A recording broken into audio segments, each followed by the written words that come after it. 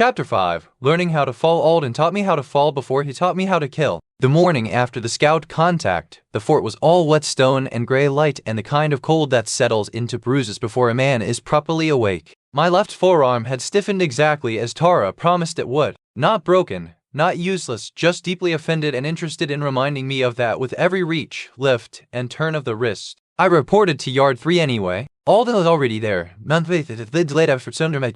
with a length of rope, 3 says of sand, 2 pretty pairs have seen better years, and the same expression you are whenever he seemed to be his renominative he was half of his choice. He looked at the bandage on my arm, still attached. Yes, Tara's work. Yes, then don't insult it. I assumed that meant we would be taking the morning slower than the previous night. I was wrong. Alden kicked one of the mats flat with his boot and pointed. I frowned. For what? To fall. I looked at the mat, then at him. With respect, I know how to fall. He gave me one flat stare that stripped that sentence down to the stupidity it deserved. No, he said, you know how to hit the ground and still stand up afterward. That is not the same thing. He stepped closer, took my shield from where I had leaned it against the broken wall, and set it aside. You moved into a killing line last night without a proper base under you. The necessary. You also nearly lost both feet because your momentum outran your structure. That fixable. He tapped the mat with the practice sword. So I stepped onto the worn leather surface and let him show me the difference between surviving contact and controlling the aftermath. He had me start from standing balance, knees loose, hips under the ribs, shoulders not lifted. Then he shoved. Not hard. Hard enough. I resisted by instinct and immediately made it worse. My inner arm turned up too protectively, my behavior failed, and when I tried it myself on my survey is the arrogant zone were interested in proving to not know that in landing well. Alden waited until I had pushed myself back up.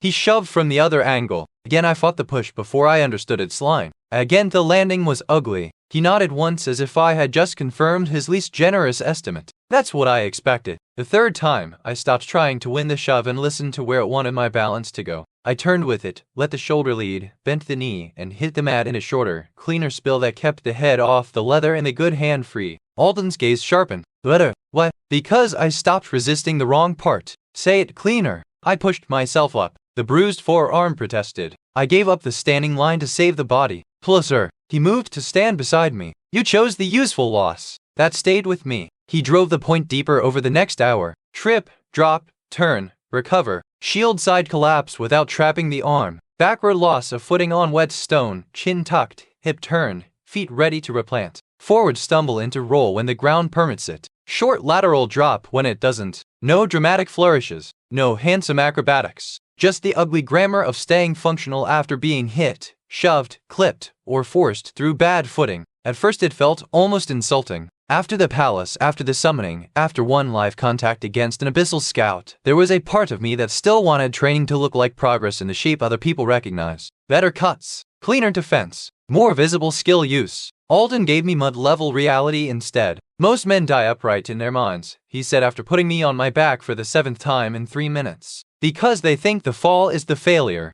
I rolled to a knee, breathing harder now. And it isn't. The failure is losing the next action. He hooked the practice sword under one of the sand sacks and dragged it into the center of the yard. This time when you hit, you move immediately. He sent the sack swinging at chest height while stepping into my shoulder from the side. I lost footing, turned, dropped badly, and just barely cleared the swinging weight before it would have clipped the temple. Alden did not praise the near miss. Yes, what? I still wanted to stay standing. There it is. He looked almost satisfied, which from him was as close to kindness as the weather usually gets. Fix that. By the time he allowed water, my right hip had begun to ache from repeated falls. The left forearm was warm under the bandage, and my pride had been thinned into something more useful than confidence. Alden leaned against the broken section of wall while I drank. You asked what shape you are, he said. Yes, you're trying to become dangerous from the wrong end. I lower the canteen. Most men start by wanting a stronger strike. He pointed with 2 fingers, not at my sword but at my stance. You need a better transfer, better recovery, better position after the thing you already do. Because of a side. Because it came after, alongside, through the committed action rather than replacing it. I saw the line at once. Alden saw me see it. Good, he said. Now earn the rest. He had me pick the shield back up. The morning turned into footwork after that. Not graceful footwork. Not court fencing prettiness or parade ground precision. Frontier footwork, which meant every drill answered an ugly question. How do you advance without overcommitting on wet stone? How do you shift around a wounded body without stepping in spilled blood? How do you retreat without retreating straight? How do you put weight into a block without pinning it there where the next strike can read you? How do you move when the ground is bad, the line is crowded, and your own lungs are no longer trustworthy? At last one caught. Alden noticed when the breathing trick from his side began smoothing out the movement again. He always noticed. We were running short angled lines between the sand sacks now, shield tucked, sword in guard, changing direction on his shouted command. After the sixth set my legs had started to thicken with fatigue, and the forearm pain had settled into the background hum that precedes sloppiness. On the turn from the third sack back to center, the breath cut into the motion, inhale held low, exhale riding the push off the rear foot, chest not locking as badly as it should have. Alden stepped into my path and stopped me with the flat of the practice sword across my chest. I repeated the line. He moved with me, listening. At the end of the second turn he said, "There, I felt it. Describe it." The question came too fast for vanity. I had to answer clean. Less waste in the breath. Not less effort, just less spill. Where? Lure. Ribs, maybe. Vid back. He nodded once. Don't chase the word maybe. Chase the place. Then he made me do it until my calves shook. The effect stayed slight. It never became dramatic. The body still tired. The lungs still burned. Sweat still stung the eyes. But when the movement and breath aligned and the action was committed properly, a side rode beside it and preserved a little structure that would otherwise bleed away. A little mattered. Alden knew it. I knew it. The world outside the fort would decide later how much. ******. By midday the rain had gone and the fort had resumed the hard-faced routine it wore between threats. Repair crews were already patching the north lower lane where the Abyssal Scout had scored the stone. Supply carts rolled through the central yard under shouted direction. The dead from the previous night had been moved out of sight, which never meant forgotten, only handled by people whose job required them to continue.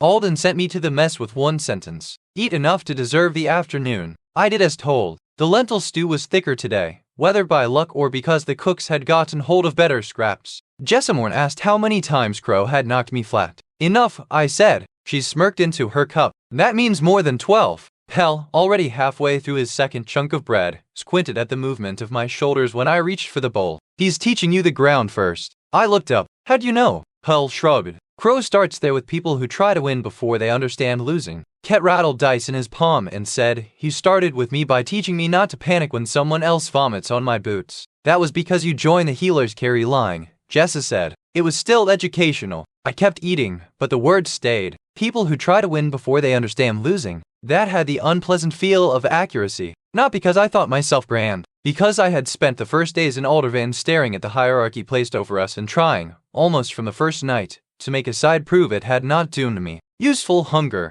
Dangerous angle. Alden was cutting the angle down to the bone. When I finished, Tara Quill appeared in the mess doorway like an omen with sleeves rolled. She spotted me instantly, crooked 2 fingers, and walked away again without waiting. Jessa winced in theatrical sympathy. You're claimed by both of them now. That bad? No, Kat said. Worse, it means they expect continuity. Tara had set up a small side station in the infirmary annex for people not yet wounded enough to justify a cot, but too battered to ignore. She put my left forearm under her eye, unwrapped it, prodded the bruise, checked finger grip, then moved to my ribs and shoulder line with the brisk efficiency of someone who already knew every lie a soldier might tell and had lost all interest in hearing the latest version. You're compensating, she said, for the arm, for the idea of the arm. Her fingers dubbed once along my right side. You've started loading here to protect there, and if you continue that for another 2 days, I'll be treating your back instead of your forearm. I can adjust. You can obey. That was delivered without heat. Simple hierarchy of survival. She changed the bandage, this time tighter near the wrist, and made me open and close the hand 10 times while she watched the tremor. It's better, she said.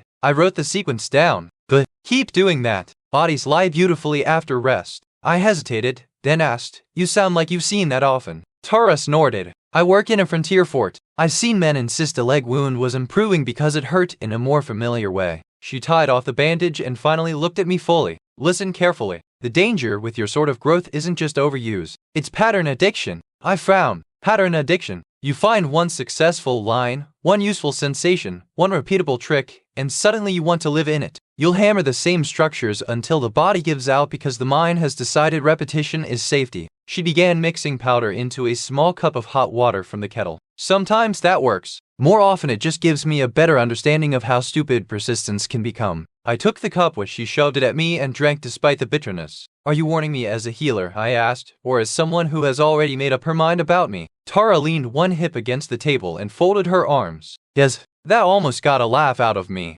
Almost. She saw it, chose not to acknowledge it, and jerked her chin toward the far wall. Crow mentioned he's taking Ebola this afternoon. Below, the old substructure. Her expression tightened, not in fear exactly, but in the way practical people tighten when speaking about places that remain inconveniently old. Lower storage, old drain galleries, some sealed sections no one uses unless they're inventorying stone or hiding from wind. The footing's bad. Good place to test balance. Bad place to split your head. What's down there? Right now, dust, old water, and my increasing desire for soldiers to stay out of trouble. That was the end of the conversation as far as she was concerned. When I left, she called after me without looking up from the next patient's dressing. Do not mistake the absence of pain for recovery. I carried that line with the bitter taste of the drink still in my mouth. The old stair beneath Fort Calder began behind an iron-bound door off the keep's rear corridor, where fewer people passed, and the walls grew colder in a way that had nothing to do with weather. Alden was waiting there with 2 shuttered lanterns, a coil of chalk line, and a short iron rod he used to test stones before putting weight on them.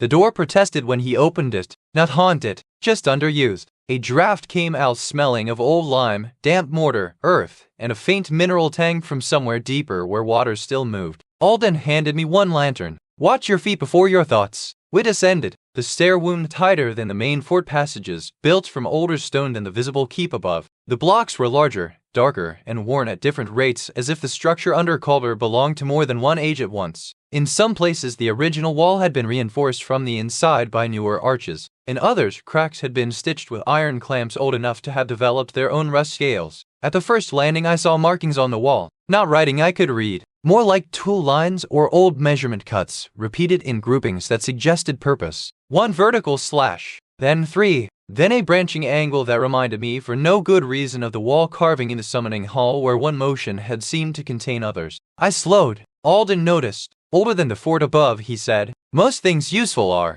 You know what it was. Store channel, drain route, possibly shelter once. Men tell 3 stories and believe whichever one makes them sound less ignorant. We continued down. The stair opened into a broad low chamber, half storage, half abandoned utility space. Broken crates were stacked along one wall. A cracked cistern sat dry near the center, and beyond it 3 stone corridors led off into darkness. Water dripped somewhere regularly enough to sound deliberate. Alden set his lantern on the cistern lip. This is better. Better for what? Making you honest. He took the chalk line, snapped it across the floor between 2 old ring bolts, then laid 2 more lines at crossing angles over cracked stone and uneven patches where one slab had sunk lower than the next. Shoes off. I looked at him. Do you intend to understand footing through leather? So I unlaced the boots and stepped onto stone cold enough to wake every nerve from the ankle down. The floor was worse barefoot. I felt immediately what the boots had hidden. Minute ridges, damp slicks, chipped edges, a slight tilt where the chamber subtly drained toward the old channel. My body wanted to tense against all of it. Alden saw that too. Good. Now move. The drill began with simple lines. Walk the chalk. Stop on command. Turn without lifting the center too high. Shift weight from heel to ball to outer edge. Advance along the cracked line without letting the shoulders swing. Then more difficult. Backward movement over irregular stone with the head still up. Lateral slides through the crossing lines. Drop and recover without slapping the floor. Step from high slab to low slab while keeping the ribs quiet. It was miserable and immediately useful. Every bad habit became louder here. Too much weight in the shoulders. Too much commitment to the first direction. A heel planted a fraction too heavily. A breath taken too high in the chest and released too late. A side started showing itself within the first quarter hour, not because the old chamber had magic in it, but because the floor forced every movement to be real. Primary action. Real action. Committed action. That was where the skill answered best. When I stepped across the sunk slab with enough awareness to keep the turn honest, the slight extra correction brushed through the hips and made the landing cleaner. When I drove to the waiting as a little but I used it thinking of the sullen room. When I guarded against his sudden taps of the iron rod at shin, shoulder, or ribs, the block angle occasionally slipped a hair off the ideal line and spared the arm some of the direct force. Nothing large. 3 scraps, as he had called them. But here, on notes, Alden circled me while I moved. Where is the extra correction happening? Hips first. Where after that? Maybe ankle. He rapped the rod against the slab beside my left toes. Say maybe again, and the floor will punish you. I exhaled slowly and tried again. Hip carries. Foot catches. Better. He changed the drill without warning. He always did. The point was never the drill itself, only whether I could bring the useful part forward when the shape shifted. Now it was weight transfer through contact. He had me place one hand against the cistern wall and drive from the rear foot while keeping the shoulders down. At the end of each push I had to release, turn, and step into a new line before the body stiffened around the effort. The first 10 felt clumsy. The next 20 taught me something I should have seen sooner. The weak push effect from a side in sword strikes was not confined to the sword. It liked committed lines of force, even small ones, as long as the action was real. Pressing the knoll, I could feel as light as a dismal carry at the end of the juvenile smooth stone, of course, but enough to continue the line to my own body and made it turn into the nice of sharper. How use it gratefully. Alden saw the moment it clicked. I know. No, you don't. You felt a door. That's not the room. I almost argued. He was right. The afternoon became a relentless narrowing of that distinction. Feeling a useful line. Understanding when it happened. Reproducing it. Measuring cost. Not confusing one's success with mastery. By the time the lantern flames had burned down an inch, I was sweating through the shirt despite the cold, and the soles of my feet knew the chamber better than my eyes did. Alden had made me mark the spots where I failed most often with chalk crosses, so the floor itself became a map of my weakness. Too upright on turns. Too protective of the shield arm. Late shift after contact. Breath climbing high under fatigue. At one point he led me through the far corridor toward a sealed arch where the stone changed color from gray to a darker, almost blue-black. Halfway there he stopped, crouched, and tapped 2 fingers against a carving near the floor level. I lifted the lantern. The mark had been worn by time, but it was still there, a figure in profile, one hand extended, lines fanning from wrist, elbow, shoulder, as though the movement of the arm had been meant to employ more than reach alone. Not decorative. Instructional, maybe. I looked closer. The figure's footing was strange. Not heroic. Not wide and proud. The weight seemed to be settling and shifting at the same time. Alden stood. See enough. What is it? Old stone. That's not an answer. It's the answer I have. He turned back toward the main chamber. We returned to the drills, but the carving stayed with me. A movement containing more than itself. That could have been coincidence. It could have been the sort of pattern hunger Tara warned about, my mind trying to make the world validate the pathetic skill I had been left with. Or it could have been something else. Either way, Alden had seen the carving before. His face had said so. He simply had no intention of giving me speculation where work would serve better. By the time he finally stopped, my legs felt hollowed, my breath was orderly only because I had forced it to become orderly, and both arms had entered the quiet phase of fatigue that precedes shaking. Alden took the lantern from me and nodded toward my boots. Put them on before you lose more skin than sense. I sat on the cistern lip to lace them. The cold stone under me seemed to breathe old damp through the cloth of my trousers. Somewhere deeper in the substructure water sounded again, steady and thin. What was this place really for? I asked. Alden fastened the chamber door line with the iron rod before answering. Forts get built on older necessities. Storage ritual drainage tombs. Sometimes all 4. He glanced once toward the sealed, dark corridor. Calder has roots. That isn't reassuring. It shouldn't be. When we climbed back into the ordinary light of the upper corridor, evening had started drawing long shadows through the keep's rear hall. Men passed carrying bundles of arrows and speaking about weather on the North Watch. The fort had continued living while we were below it. That too felt important. Alden stopped me before we reached the yard. You feel relief now. The statement caught me off guard because it was true. A path had opened. Not safety, not rank, but a path. Drills that fit the skill. Observations that matched what I had felt. A mentor, if not by title, then by practice. Yes, I said, but keep it for an hour. After that, urgency. I looked at him. His gaze did not soften. Because relief makes men sloppy if they mistake direction for progress. That stripped the warmth out of the moment and left something harder and more useful in its place. Urgency. Yes, because if the path was real, then so was the distance still left on it. Asterisk. I ate fast and trained again after dark. That sentence alone would have made Tara furious, which was one reason I did not say it aloud to anyone when I crossed the rear yard carrying a practice sword in one hand and the notes from the lower chamber tucked into my belt. I told myself I was only consolidating, not adding load, not pushing deeper, just fixing the day's lessons before sleep made them soft. That was the argument, anyway. The real thing beneath it was sharper. I had felt the pieces begin to align. Not perfectly, not often, but enough that the thought of stopping while they still burned in the body felt intolerable. Relief had already become urgency exactly the way Alden predicted. Maybe he had seen it coming because he had worn it once. Maybe because he had seen too many others burn themselves on the same pattern. The rear training yard was mostly empty at that hour. One pair of infantry recruits were finishing shield drills under a corporal who looked too tired to shout properly. At the far line, a lance trooper was practicing dismount recovery with a dummy post. I took the shadowed side near the wall and started with the simplest thing from the day. Fall, recover, move. Not onto mats now. Onto hard-packed dirt with only a light layer of sand. Controlled drop, shoulder turn, knee under, rise into line. Then footwork. Forward over irregular markers I made from stones. Then breathe laid beneath it. The slight regulation from a side answered more readily than it had in the morning, maybe because the day's drills had clarified where it lived. Not in calm, not in force, in honest motion, action that the body fully committed to and had to carry through. I wrote between sets, turn from low slab to cross, line extra correction through hip, then foot. Wall drive secondary carry at end of force, breath smoother when ridge stayed down through direction change. Possible connection, weight transfer plus recovery, not just movement alone. That line excited me enough that I immediately distrusted it. Possible connection.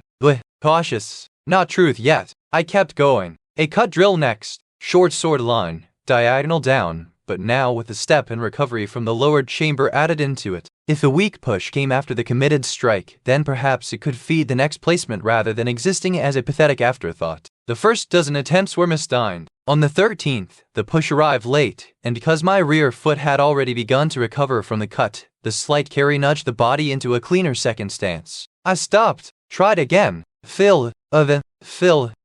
A whisper of it. Not enough, not stable. But there, my pulse quickened in that dangerous way Tara would have recognized on sight. Not fear this time, discovery. I built the drill narrower, reducing variables the way I used to unlearning repetitive work back home, long before Aldervane, long before summons and skill ceremonies and frontier walls. One action, one note after. Repeat until the note appears often enough to deserve the next question.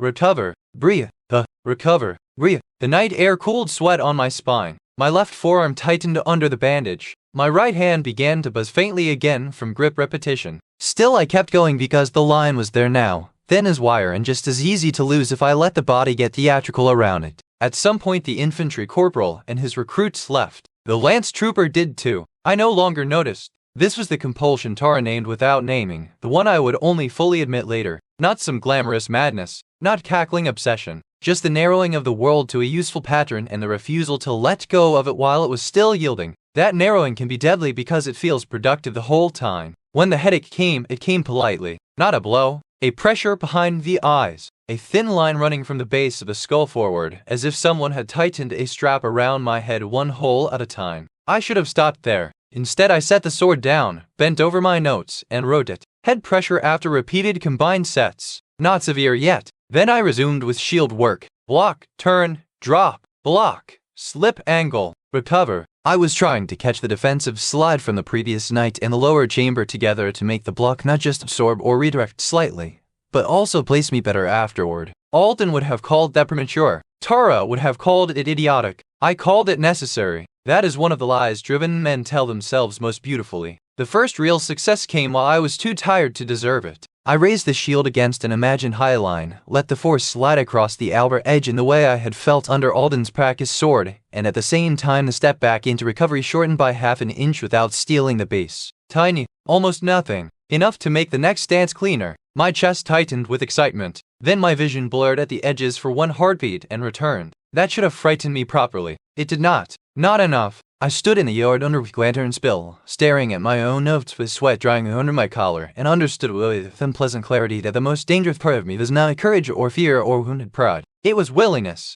Willingness to keep going once the line turned questionable. Willingness to accept pain as data and therefore strip it of some of its stopping power. Willingness to trade tomorrow's comfort for one more useful fragment tonight, then one more after that. I was still standing there when Tara Quill's voice cut across the yard. If you drop dead after I changed that bandage twice, I will have you dragged back upright just so I can say I told you so. I turn. She stood in the yard entrance with a lantern in one hand and the expression of someone who had expected exactly this and was offended only by the lack of originality. I wasn't. Don't, she said. If you lie poorly, I have to spend extra energy despising it. She walked closer, took in the sweat, the notes, the set of my shoulders, and the practice sword lying too near my feet to support any claim that I had merely been passing through. How long? I don't know. That means too long. The headache had sharpened now that she was here, forcing me to look at it as a symptom rather than a detail. The right hand tingled. The left forearm felt packed with hot grit. My calves had begun their slow mutiny. Even breathing required a little more attention to keep from climbing.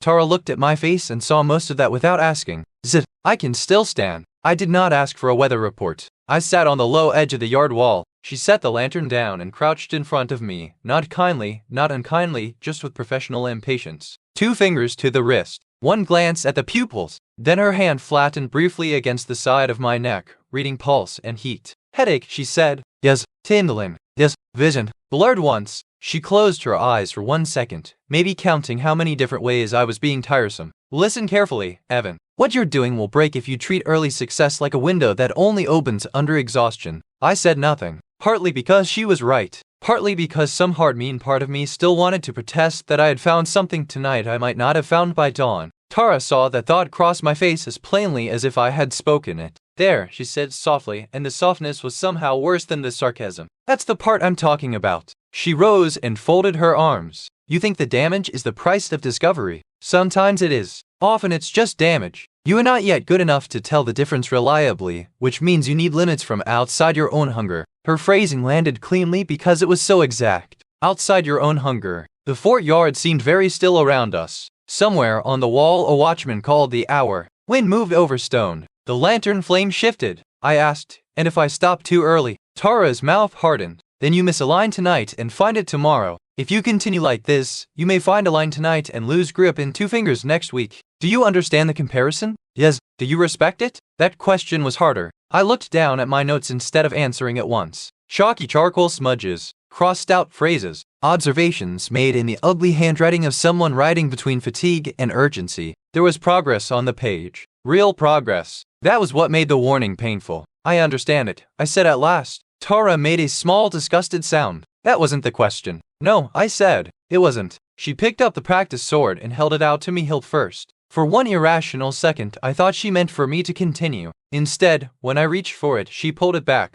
You don't get this again tonight. I stared at her. She stared back. Then she turned and walked toward the yard exit with the sword still in her hand. That's mine, I said. I'm aware. I need it in the morning. Then come to the infirmary like a civilized patient and collect it after you've slept. She paused at the entrance and looked back over one shoulder. If I find you with another blade tonight, I'll tell Crow exactly how much nonsense was in your pulse. That was a threat with real weight. Alden's dry patience I might have pushed against. Tara's active hostility, backed by medical authority and zero reverence for my ambitions, was a sturdier wall. She left me there with my notes, my bandaged arm, my headache, and the absence of the sword. For a long minute I stayed seated on the wall edge, breathing through the anger and embarrassment and the uglier thing beneath both, which was the knowledge that I had indeed intended to continue after she went. That knowledge sat cold in the stomach, not because I felt guilty, because I recognized it. The willingness again, the place in me that never quite accepted enough as enough if another useful repetition might still be bought. Tara's warning did not cure that. It only lit it clearly. Eventually I stood, gathered the notes, and walked back toward the barracks. Halfway there, I passed the keep rear corridor and paused. One narrow stair led downward there toward the old substructure, the door shut now, iron-bound and dark. Below the fort, old stone, old marks, a chamber built for hard footing and harder honesty. I thought of the carving by the sealed corridor, the arm with lines fanning from it, the weight that seemed to settle and shift at once. A movement meaning more than one thing. Maybe nothing, maybe not. The headache pulsed once behind the eyes. I resumed walking. In the barracks room, Pell was already asleep. Ket was awake enough to look over when I entered, glance at the absence of the practice sword, and raise one brow.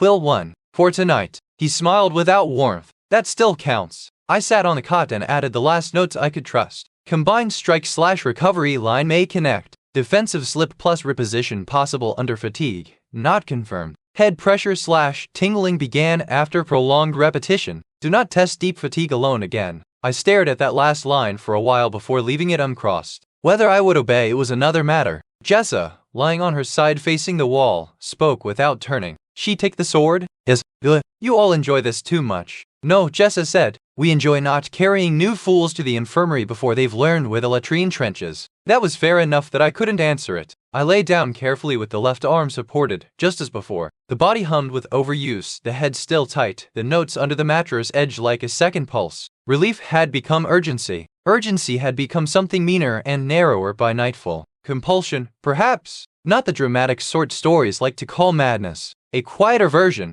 The need to continue because continuation itself had begun to feel like the only reliable shape in the world. Fort Calder creaked around me in small nocturnal sounds, timbers settling, distant boots on the watch path, one cough from the far cop, wind nudging the barracks wall. Beneath that, I imagined the old substructure under the fort, cold and waiting, holding its bad footing in older stone and the marks no one bothered explaining. My body hurt in a dozen honest places. Tara thought it would break if I kept this pace. She might be right. I closed my eyes, and even then, with the pain and warning both still fresh, I was already counting how soon I could begin again. Chapter 6. Fog line. A routine transport mission started collapsing in the fog. At dawn, it still looked insultingly ordinary. 2 supply wagons in the east yard, one loaded with grain sacks, lamp oil, spare bowstrings, and medicinals packed under waxed cloth, the other carrying replacement spearheads, salted meat, and 3 sealed crates the quartermaster refused to name as if secrecy improved their weight. 6 individuals of the divers just of it is here to the sorry to heal the leave the owners from the vision of all to the world. Me as with you will invariant evading the hum slowly at its full dark. Nothing heroic, nothing dramatic. Routine, which on the frontier meant merely that people had died doing it often enough for the work to be assigned a familiar name. Alden Crow found me near the wagon line while I was checking the new shield straps for fray and softness. He carried no ceremonial authority with him, just a travel cloak beaded with morning damp and a glance that missed very little. "You're going," he said. "Ivor, you stay with the first wagon unless told otherwise. Fogs due after second hour." I looked up from the shield. "At normal. For this road, yes." He paused, then added, "Normal doesn't mean harmless." That was as close as he came to blessing the mission. He gave the rim of my shield one testing knock with 2 knuckles, nodded when it held, and said, "Today is not about being impressive. It's about whether you can keep functioning when everything worth seeing is gone." "I understand." Alden's eyes lingered on me for half a breath. "No," he said. "You want to. That's different. Learn the road anyway." Then he moved off toward the wall stairs, already claimed by some other necessary problem. Varen gathered us at the gate with the kind of briefing that assumes everyone present has survived enough not to need theater. Rode out to North Slope, watch, unload, receive 2 casks of pitch and 1 return satchel from their signal clerk, then back by the lower stone route if the weather allows. No chasing movement into fog. No braking formation because you heard something interesting. If a wheel jams, the column stops together. If something bites, it gets killed fast or shoved aside fast. Save heroics for people with better funerals. That last part got a dry snort from Jessa. We rolled out under a washed gray sky with the fort behind us still chewing through its morning tasks. The gate guards checked the axle pins. The drivers spat into the road for luck or habit, and the wheels began the slow groaning turn of transport work. I took position near the front wagon's left rear corner where I could watch the driver, the wheel line, and the road edge at once. The land east of Calder opened in broken shelves of pale stone and low scrub. Not beautiful, not barren either. The sort of country that made a man respect small gradients because one bad step on dry-looking rock could still turn an ankle or split a shin. The road itself was more agreement than construction. Packed dirt and gravel with occasional old paving stones surfacing where the soil had thinned. For the first hour, the danger remained only theoretical. Birds rose from the brush ahead of us once and twice. A fox-colored scavenger darted across the road with something white in its mouth and vanished before Ket could even pretend interest. Jessa walked on the outer right of the lead wagon, spear reverse against her shoulder, scanning in the casual, disciplined way of someone conserving alarm for when it would matter. Hal dropped back to my pace for a while. "You write everything down still?" he asked. He nodded as if that confirmed a useful defect. "Write the road too. Men remember attacks. They forget what the ground was trying to do before the attack started." "That sounds like Crow." "It sounds like falling less." He moved up again before I could answer. By second hour the fog started arriving in strips. Not the theatrical wall of white city people like to describe because it sounds cleaner than weather usually is. This came low first, lying in the hollows between scrub ridges, then lifting in wet pale bands that caught around wagon wheels and the mule's knees. A quarter-mile later, it had climbed to waist height. Another rise after that, and the world had narrowed to 30 paces of visible road and shifting white beyond. Varen cursed under his breath and signaled tighter spacing. "Close it up. No one drifts. Ket, rear watch. Cross, stay on the wheel." As if there was work in simply keeping pace properly once the fog thickened. The ground felt less trustworthy when I could not read its next 10 yards. The wagon wheels sounded louder. The mule's breathing grew more present. Every small change in road texture translated upward through wood and iron into the body.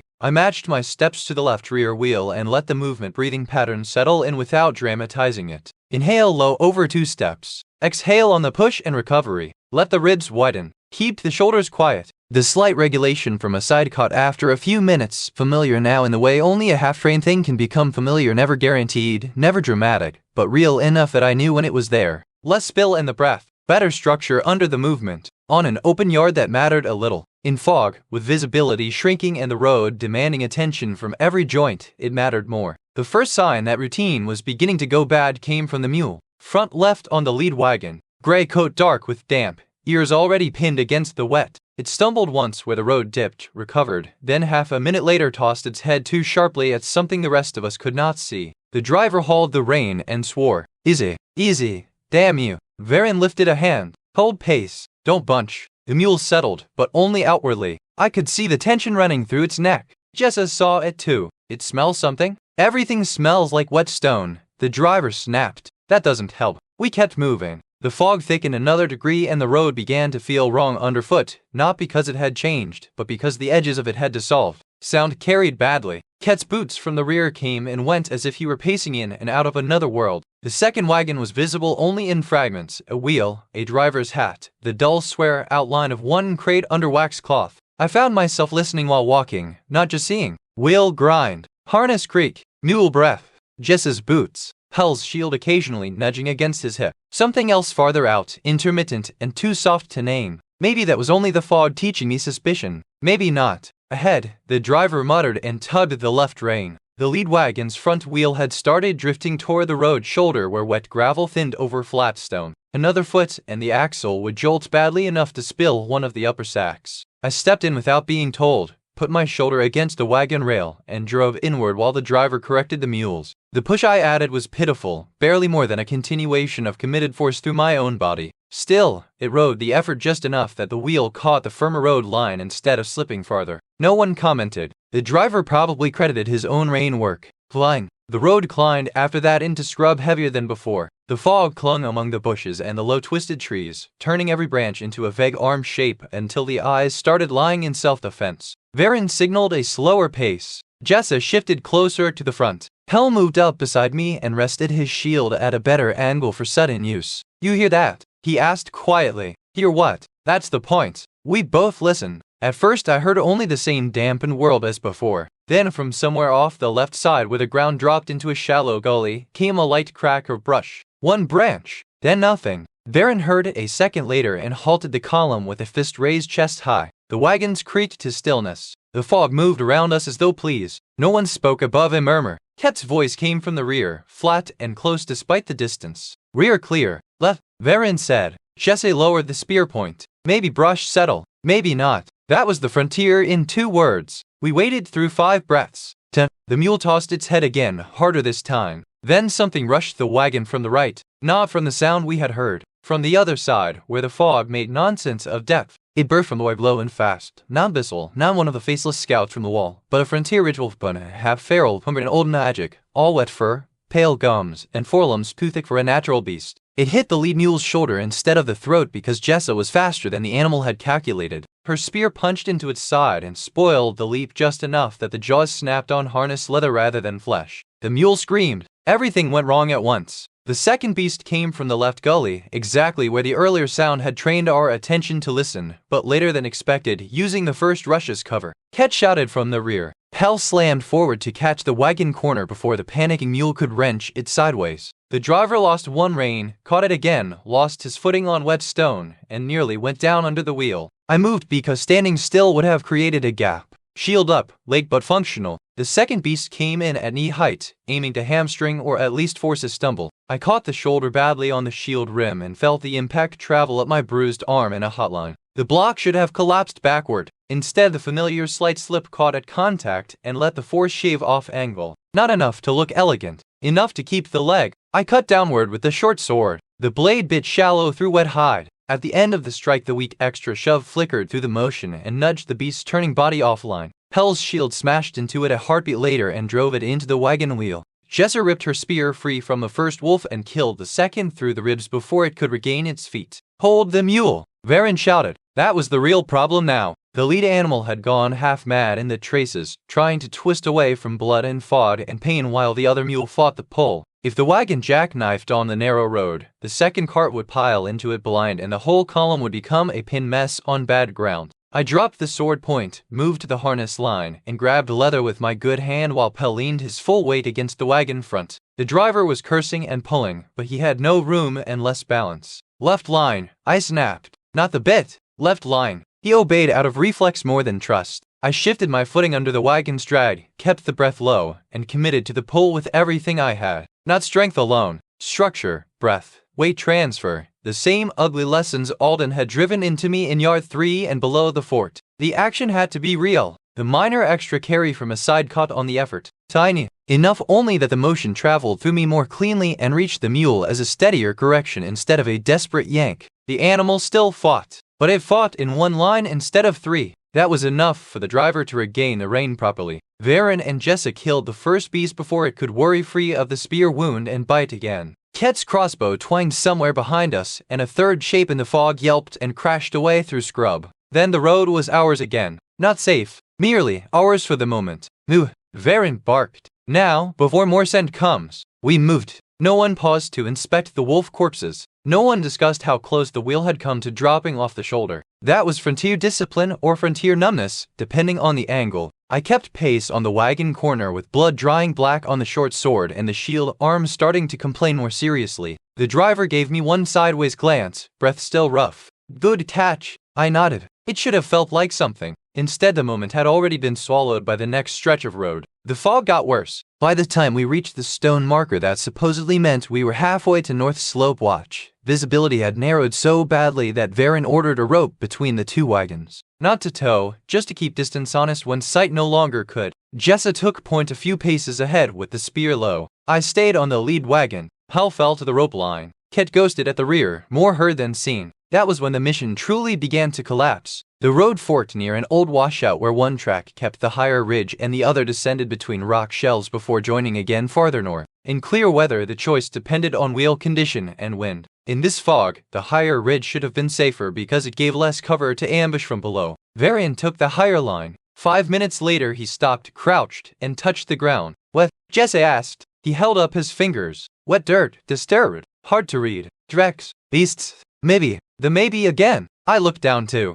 The road surface was churned by old wagon ruts and current wheel passage, but beneath that I could make out a pattern of small cuts in the mud near the shoulder. Too regular for hooves. Too controlled for random scavengers darting in for scraps. Not one set either. Several, crossing and recrossing the road at intervals that felt wrong even before I could say why. The fog made all exact thinking harder. Still, the pattern sat badly. Corporal, I said. Varian looked up. These crossings. Yes, they're too even. That earned me a brief impatient frown. Too even how? I almost said I didn't know. Stopped myself. Too measured, I said instead. Not feeding. Not wandering. Like something checked the road more than once. Varian looked back down. Jessa did the same. Hell muttered, that's encouraging. Ket's voice drifted from behind the second wagon. Rear says decide quickly. Varian straightened. We keep the ridge. Faster in and out. He was probably right. Maybe there was no better choice left by then. The trouble came not as an ambush this time, but as attrition. One problem, then another,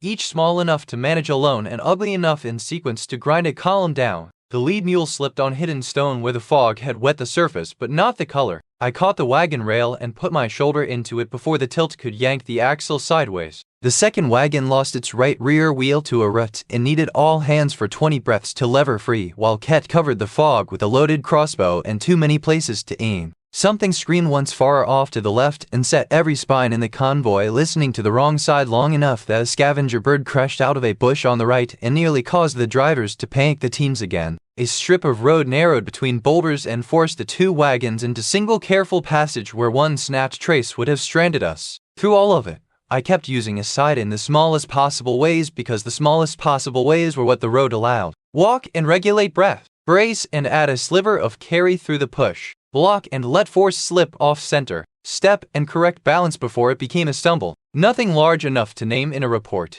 Enough piece by piece that the column stayed moving. The hardest moment came at the wash crossing, and for a while I thought we would lose everything there. The ridge road dipped through a shallow stone channel where old rainwater had carved the surface smooth and left only scattered gravel for footing. In dry conditions it was an annoyance. Under fog damp it turned treacherous. The lead wagon made it halfway before the left wheel rode up on hidden stone and the right mule balked at the slick. The whole cart lurched. Grain sacks shifted under the cloth. The driver yelled and hauled the team crooked. That made it worse. The rear wheel slewed toward the channel edge where the stone dropped 4 feet into a broken shelf. Not enough to destroy the wagon completely, more than enough to spill half the load and pin a mule. Stop the second cart! Varen shouted. Hell and Jessa went to the wagon flank. I was already there. The trick in moments like that is that there is never one problem. There are 6. If you solve only the most visible one, the rest kill you while you congratulate yourself. The wagon was tilting. The mule team was panicking. The channel footing was slick enough that a full committed shove might simply dump us all under the wheel. And from the fog behind, from exactly the kind of dead time trouble loves, came the scrabble of more movement. Not many. 1, maybe 2 beasts drawn by blood and noise. No room for a neat fight. I planted my boots on the gravel seam, not the smooth stone. Good foot half a step lower. Shoulder under the rail. Breathe low. The mitt. Hell caught the back corner. Jessa jammed her spear shaft crosswise under the widened box for leverage. The driver fought the mules badly and then, hearing Varen scream the correction, finally shifted to the right line instead of hauling both. I shoved. The effort drove pain through the left arm and shoulder. The wagon groaned but barely answered. This time I let the wall push lesson from the lower chamber guide the force drive through the rear foot, ribs down, turned ready at the end instead of fixing myself to the strain. The slight extra carry from a side caught, minute, but real, and ran just far enough through the committed shove that the wheel climbed the hidden stone rather than sliding off it. Hell roared with the effort and added his weight. The wagon rocked back onto the road. At the same instant a ridge wolf hit from behind. Not at me. At Pell's exposed calf where he had overcommitted to the wagon. I saw it in the edge of the fog and moved before the rest of me finished understanding. Short step. Shield drop. Intercept the line. The beast struck the rim instead of flesh. Force slid. Not enough to feel good. Enough to kill the bite. I turned the block into a shove as badly as a man can do while half sideways on wet stone and still not die for it. The weak secondary push at the end rode the ugly motion and spoiled the beast's footing exactly long enough for Jessa to reverse the spear and crack the butt across its skull. Ket's bolt took another shape farther back in the white. Varen bellowed for movement again. The column lurched forward. For a while after that, we were less a convoy than a clump of stubborn functions refusing to come apart. Jessa killing what came too close. Ket thinning what showed itself. Hell being where weight needed to go. Varen turning panic into orders. The drivers sweating and swearing over the teams. And me, mostly unseen at the road's uglier edges, stealing half inches back from slips, jolts, bad angles, and breaths trying to climb into the throat. Useful. That was the emotional center of the mission and it scared me by how much I wanted it. Not glory, not applause. The lead wagon would drift and I would be there. A mule would tense and I would catch the line before the full panic took shape. A block would land badly, and the slight slip in force would keep a knee or wrist from going under. A turn in the fog would threaten to scatter the spacing, and the breathing regulation would let me move harder without immediately drowning in my own pulse. The skill still looked pathetic up close, but in accumulation it began to feel less like a joke and more like a nail, small and ugly and exactly what holds rotten boards together when no one has better timber. We reached North Slope Watch late. The signal post loomed out of the fog like a vertical wound in the Weatherstone Tower. Low supply shed. 2 men on the platform above with bows already half drawn until Varen gave the call sign. The watch sergeant came down swearing at the visibility, then stopped swearing long enough to count bodies and wagons. Thought you turned back. Thought about it, Varen said. Good. Means you still have sense. The unload was quick and graceless. Grain sacks off first. Lamp oil next. 1 crate cracked open to show spare signal mirrors wrapped in cloth and wax. The return casks of pitch were heavier than they had any right to be. I helpless shouldered them into the second wagon while the watch sergeant muttered about movement in the low woods on nights when the moon should have shown empty ground. What kind of movement? I asked without thinking. He looked at me properly for the first time. Organized enough to be rude. Then he moved off to sign the return slate. That phrase stayed. Organized enough to be rude. By the time we turned back toward Calder, the fog had not lifted. It had simply changed character, less lifting white and more damp blindness. The return road went worse because fatigue had joined the work. The mules were sour. Hell's shield arm had started to drag by an inch. Jessa's spear point was dark with old blood and new damp.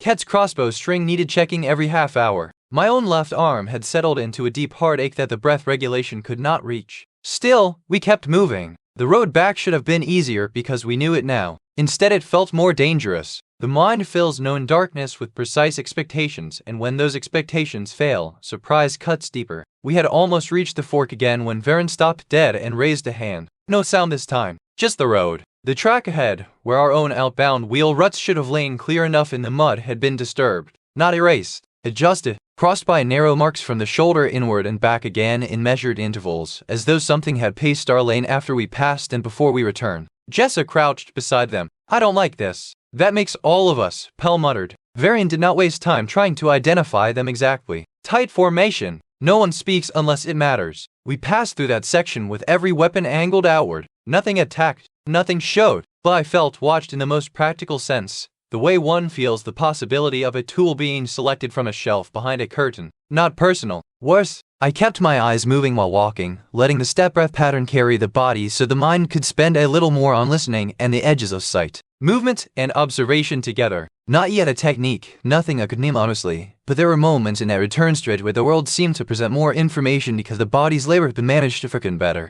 A broken twig on the road shoulder not there before. The mule's ears turning before sound reached me. A patch of scrub bent against no visible wind. Small things. Small enough that I distrusted them. Still, I marked them in memory. The last trouble of the road came within sight of Calder's outer signal fire, a blurred orange pulse through the fog where the fort should have been. One of the pitch casks on the second wagon shifted loose when the axle hit buried stone. Hal caught the top. Ket caught the lower hoop. I reached the side in time to add my shoulder and keep the rolling weight from taking Ket's knee out from under him. We stopped, rebound, reset the bindings. Then at last the gate horns answered our approach. Fort Calder swallowed us back by late dusk with the same muddy indifference it applied to everything that had not yet burned down. The quartermaster's men counted loads first, people second. Varen gave his report in the yard while the drivers argued about wheel wear and the watch clerk signed off on return pitch. I stood near the lead wagon, filthy with road damp, beast blood dried on the sword edge, and the shallow hollowness that comes after sustained alertness when the body begins presenting the bill.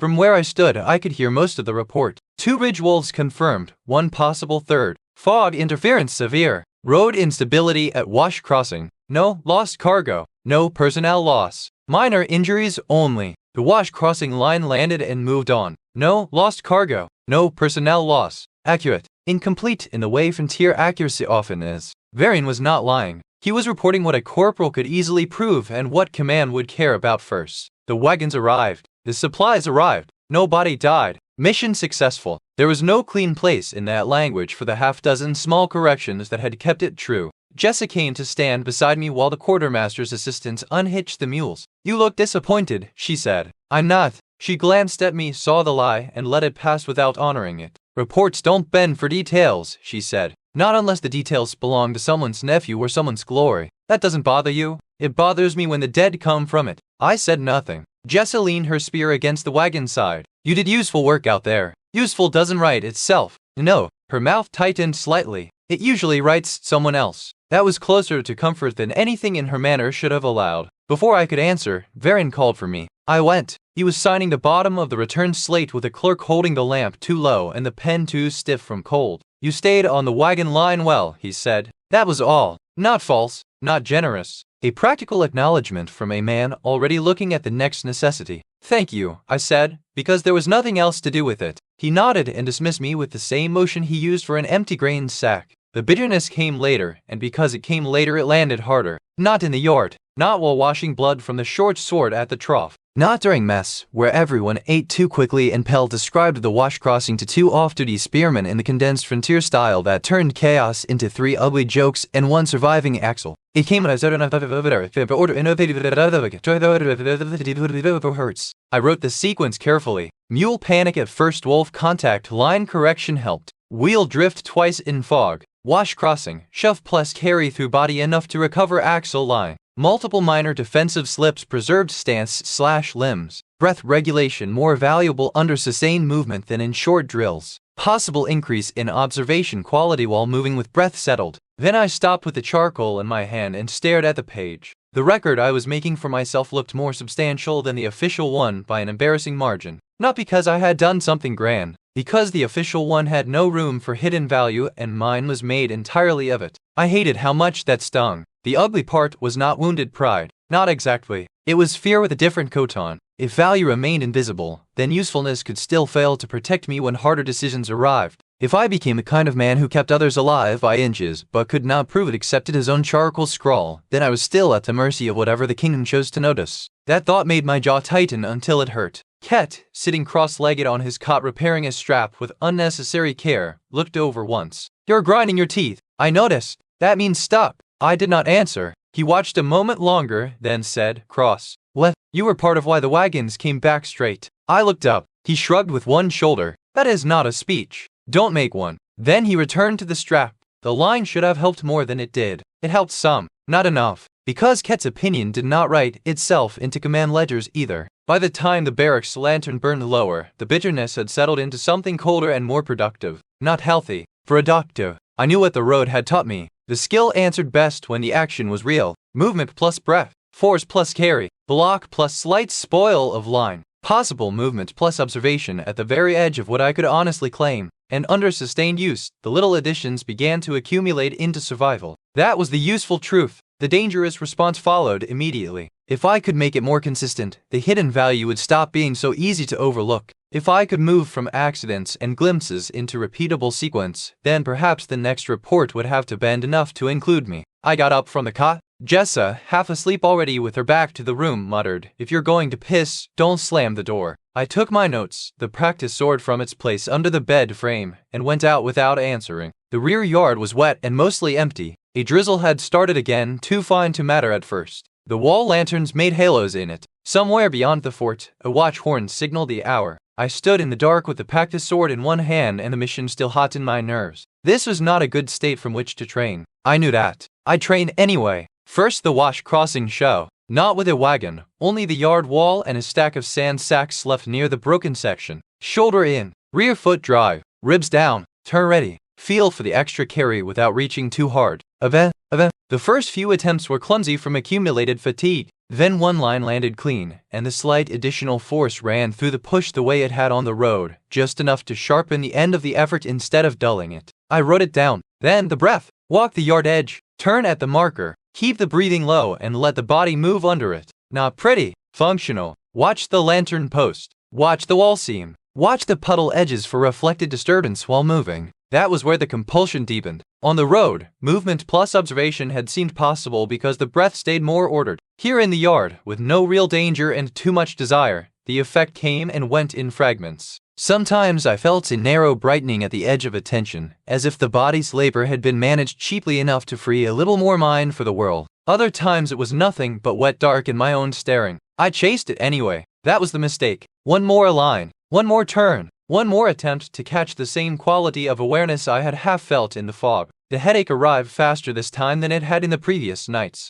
A thin pressure behind the eyes first, then a tightness at the base of the skull. My right hand began to tingle while gripping the wooden hilt. The left forearm, already damaged from the road and older strain, turned hot and numb in alternating pulses under the bandage. "Stop," Tara would have said. "Enough," Alden would have said. I kept going because now the mission and the report were tangled together inside me. Hidden value, inconsistent skill, invisible usefulness. If I could drag one more repeatable line out of the body tonight, then perhaps the bitterness would have somewhere to go besides deeper. I shifted from walking to defensive drills. Raise guard, catch the imagined strike, let force slide, recover the stance half a step cleaner. The first success came under the conditions most likely to lie to me: fatigue, frustration, and hunger sharpened by anger. The block line slipped, the rear foot recovered smoothly, and for an instant the stance after contact felt more complete than the movement alone should have allowed. My pulse jumped. The second attempt failed. Third failed. Fourth gave me something close enough to chase. I chased. The world began narrowing in the wrong way. Not productive focus now. Compression. The lantern halos smeared when I turned too quickly. My hearing sharpened oddly on some sounds and dulled on others, as if the yard had gained distance where it should not have. I lowered the practice sword, breathed once, twice, and felt the steadiness from a side catch weakly under the inhale. Instead of taking that as a warning, I used it as an excuse. One more sequence. I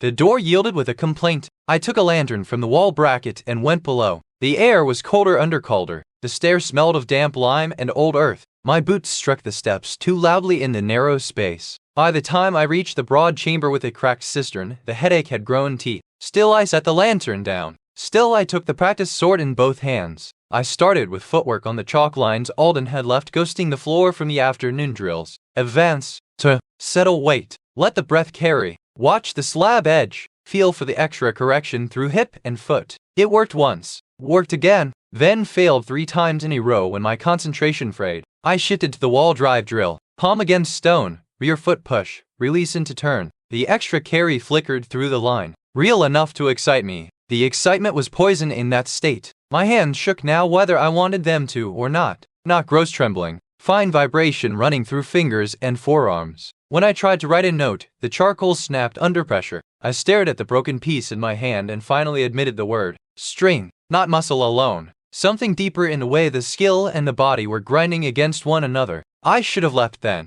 Instead, I looked over the dark that it ever the little bit late and thought absurdly that had to just sail of the movement tell to once more. The whole day was what a meaning. One more. I stepped onto the sunk slab, turned, dropped, rose into guard. The breath caught badly on the recovery, not the helpful catch. A snag high in the chest. The floor moved. No, that was wrong. My vision tilted around the floor. The lantern flame stretched into 2. I tried to correct, planting the rear foot and reaching for the wall with the off hand, but the timing was gone. The tingling in the right hand flared into a hot numbness up the forearm. Sound rushed inward and outward at the same time. Water dripping somewhere in the deeper stone became thunderously close, while my own breath seemed to come from a distance. I remember thinking, with ridiculous clarity, that I had managed to become stupid in a very organized fashion. Then my knees failed. I hit the stone hard enough that the lantern jumped. The practice sword skidded away into the dark with a wooden clatter that rang far too long in the chamber. For a second I could not tell whether I had blacked out or merely lost the gap between one blink and the next.